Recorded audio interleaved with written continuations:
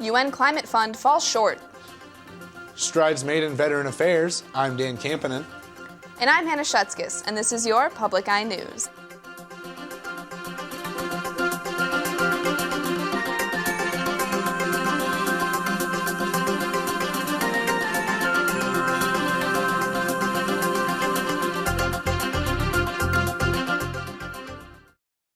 Three students have been shot at Florida State University after a gunman opened fire in the school library around midnight on Wednesday. One student is in critical condition, one is in stable condition, and the third was treated and released at the scene. Campus officers shot the gunman to death after he opened fire at them when prompted to drop his shotgun. Officials have not announced if the shooter was an FSU student. A final pretrial date has been set for Thomas Bex Jr., a Manistee man who is being charged with attempted murder. Bex allegedly slit the throat of Teresa Gorney after the two had an argument about sexual favors.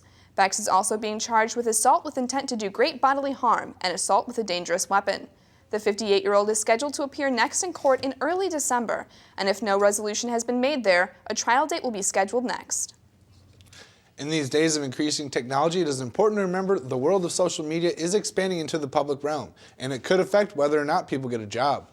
Parts of life once shared exclusively with close friends and family are now available to even the most inexperienced web browsers, including employers. According to Michigan Works Director of Talent Acquisition, Stephanie Zandronga-Langolis, it is all about having good etiquette. Zandronga-Langolis says employers head online trying to find the unfiltered versions of potential employees. But this could be used to an advantage, she says. Quote, "This is a marketing tool bigger than a resume. It is your chance to show employers your hobbies and skills outside of work." End quote. Since 2013, Jeffrey Barnes, the director of Michigan Veteran Affairs Agency, and his team have been improving access to resources for veterans. According to Barnes, they have raised the amount of veterans who have signed up for benefits by 10%. The state has hired more veteran service officers and has tried to use the agency as a point of access for state, local, and federal resources. Barnes believes Marquette County will benefit greatly from a service office which will be funded by a recently approved millage. He believes that this will help vets with employment gain access to health care, education, and other benefits. In Detroit, a 20-year-old man is being held after fatally stabbing his mother. The man was taken into custody this morning after he called his father to report that he killed his mother. The father then called the police, who found the mother dead on the kitchen floor with multiple stab wounds. The woman was pronounced dead at the scene.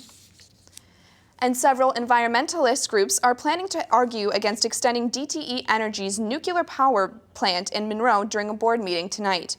The group are asking federal officials not to renew the license, which would keep the plant open until 2045, but instead look towards contributing to other power sources, such as wind power. If the board finds any of the group's arguments to be valid, another hearing will have to be scheduled, and if not, the renewal process will continue on. And stay tuned, because after the break, we'll have your national and international news.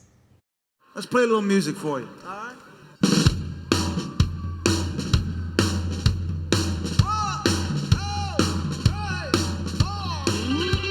Join host Jon Stewart, Neil Young, John Legend, Patti Smith, and a host of music legends, including the boss himself, as the PBS Arts Festival presents a Music Cares tribute to Bruce Springsteen. Watch Friday, December 5th on WNMU Public TV 13. Welcome back. New York Governor Andrew Cuomo says it would be impractical at this time for the Buffalo Bills to host the New York Jets on Sunday because of the lake-effect snowstorm still pounding the region. Cuomo spoke Thursday after spending the past days touring communities south of Buffalo, including Orchard Park, where the Bills Stadium is located. The Bills canceled practice for the second straight day today. On Wednesday, the Bills weren't sure whether there would be enough time to clear the stadium of the estimated 220,000 pounds of snow by Sunday. The NFL has not yet determined whether the game will be postponed or potentially relocated. So far, the monster snowstorm in New York is blamed for 7 deaths, at least 4 of them from heart attacks. Allison Hammerlin reports from Batavia, New York. It is expected to get worse before it gets better. In western New York, it's deja vu all over again as heavy snow continued to pound the region overnight. The paralyzing lake effect system dumped close to 6 feet of snow in the area yesterday, trapping many people inside their homes and cars. These ladies were incredible. Bethany Honacki went into labor and was stranded while trying to get to the hospital. Desperate for help, her husband Jared rushed to a Buffalo fire lieutenant, who then recruited stranded labor nurse Denise Perry to help deliver the baby right there in the firehouse. Denise helped me get in the right position, and 2 pushes, and out she came. About 140 miles of the New York State Thruway leading to Buffalo remains closed in both directions. Governor Andrew Cuomo declared a state of emergency as crews help motorists stranded in the storm. National Guard troops were even deployed to help, but some drivers remain angry. The troopers did their job. DOT, they need to improve on their plan of attack for snowstorms. During a brief break in the storm Wednesday, many residents in Lancaster, east of Buffalo, stocked up on supplies. Essentials, milk, juice and beer. And dug out from snowdrifts taller than their homes. This second phase of the storm system is expected to drop as much as 3 more feet of snow in some places. Allison Harmelin for CBS News, Batavia, New York. The United Nations is falling short on its $10 billion goal to donate to the Green Climate Fund. The fund, which is meant to help developing nations to adjust to rising seas, warmer temperatures, and more extreme weather, would be used starting the end of next year. About 30 countries have pledged money so far, with the U.S. being the top donor at $3 billion and the total funding falling just short of their goal at $9.3 billion.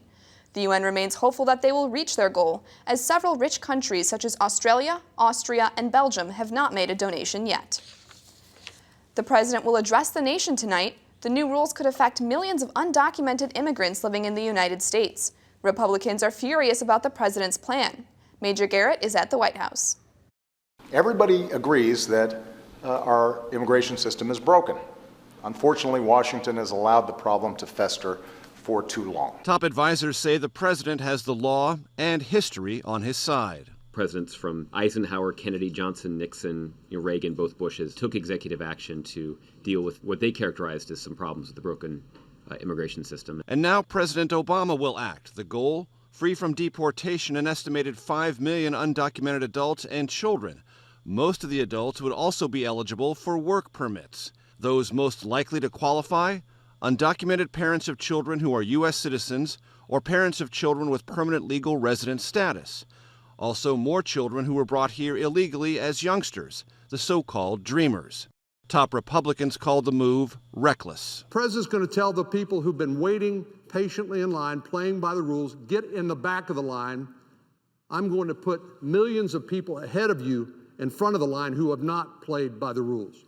But Democrats warned Republicans they are on the wrong side of history.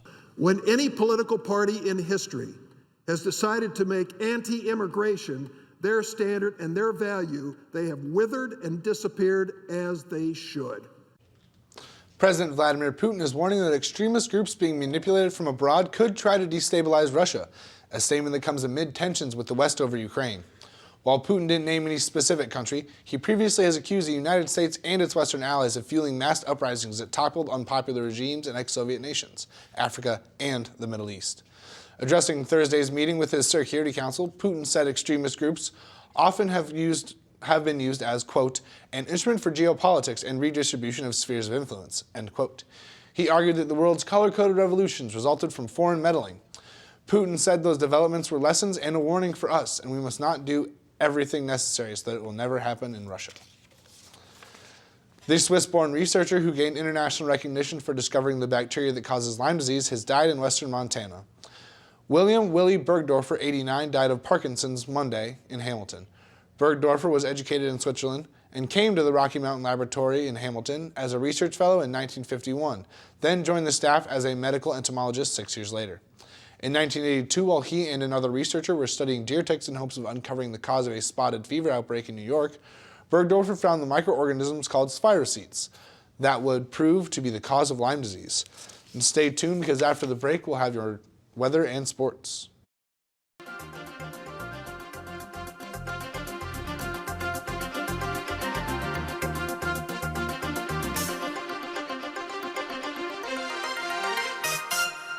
Next time on the PBS Arts Fall Festival. a special encore presentation of Cats, one of musical theater's greatest blockbusters, featuring Elaine Page singing the show-stopping Memory. Next time on the PBS Arts Fall Festival, Great Performances presents Cats, Friday, November 21st at 9/8 Central, only on PBS. Hello and welcome back. I'm Douglas Hardy with your Public Eye News weather. And if you look behind me in the Academic Mall, there's a lot of snow on the ground, but it's not actually snowing at the moment. Looking at our weather for today, it is partly cloudy, 20 degrees, winds out of the west-northwest at 14 miles an hour, with a barometric pressure of 29.83 inches and holding. Tonight, there will be snow, a low of 8 degrees, and winds out of the west, 10 miles an hour. Tomorrow will be cloudy with a high of 23 degrees and winds out of the southwest, 17 miles an hour. If we look around the UP, over in Sault Ste. Marie, it's 23 degrees and cloudy. Down in Manistee, it's 21 and mostly sunny. Over in Escanaba, it's 18 and also mostly sunny. Down in Menominee, it's 19 and mostly cloudy. While over in Iron Mountain, it is 16 and cloudy. And Ironwood is 9 and cloudy. Up in Houghton, it's 12 and cloudy, and back here in Marquette, it's 20 and mostly sunny. Looking ahead, we can see that Saturday it will have a high of 37 degrees and a low of 28 degrees, cloudy. Sunday has a high of 39 degrees, a low of 36 degrees, raining. And Monday, we can expect a high of 38 degrees, a low of 29 degrees, and a mix of rain and snow. So here there's a lot of good news for the NMU swimming team. That's right, big news for the NMU swimming team. NMU swimming and dive head coach Heidi Voigt announced Wednesday the audition of 6 new student athletes, one of which, Savannah Saunders, a backstroke competitor, will join the team in January, while the other 5 will join the team in the fall of 2015. NMU also announced the signing of 3 men's student athletes for swimming. This is the first signing for the men's swim team since 1980, when the program was dismissed. The NMU men's swimming and diving team will also begin competition in the fall of 2015. There's good news for NMU basketball as well. The Wildcats got their first win of the season last night against Finlandia, 77-45. The Wildcats were led by a freshman trio of Cooper Radke, Alex Sorensen, and Jordan Perez, who all scored in double digits. The Cats outscored Finlandia 20-6 in the paint and out-rebounded Finlandia 52-29. Head coach Bill Saul had this to say after the game, quote, "It felt good to be at home and it felt good to get a win," end quote. The Wildcats will return to action on November 25th against Minnesota Duluth. Yesterday marked the 10th anniversary of the Malice in the Palace. The brawl between the Pistons and the Indiana Pacers resulted in $10 million in forfeited paychecks, 146 games of suspension, and even injuries to members of the audience. The melee involved Pacers forward Ron Artest, who changed his name to Metta World Peace after the incident in an attempt to clean up his image, and beloved Pistons center Ben Wallace. Wallace recently retired from the NBA after 16 seasons, while World Peace has recently signed a contract with a team of the Chinese Basketball Association.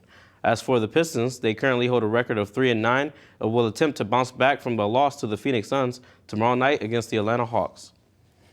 So, Dan, I hear someone's trying to play hide and seek with drugs. That they are, Floyd. These fire extinguishers won't do well in a fire. Authorities in Louisiana report finding nearly 16 pounds of heroin hidden inside 2 fire extinguishers. East Baton Rouge Parish Sheriff's deputies made a discovery on a commercial bus with the help of a drug-sniffing dog. Juan Vasquez of McAllen, Texas, was busted on a count of possession with intent to distribute. And 2 hot burritos could cost a Utah man years in the cooler. A judge sentenced Billy Gorey up to 5 years in prison for stealing 2 burritos from a gas station. The judge says he was uncomfortable for sending a man to prison for shoplifting a meal, but Gorey has a long history of arrests. The Standard Examiner of Ogden reports a parole board will decide his release date. Wow, that burrito really just made me hungry. Yeah, it's a good thing it's getting close to dinner time here. Definitely. And that's all the time we're going to have for you tonight here at Public Eye News. Be sure to tune in again tomorrow.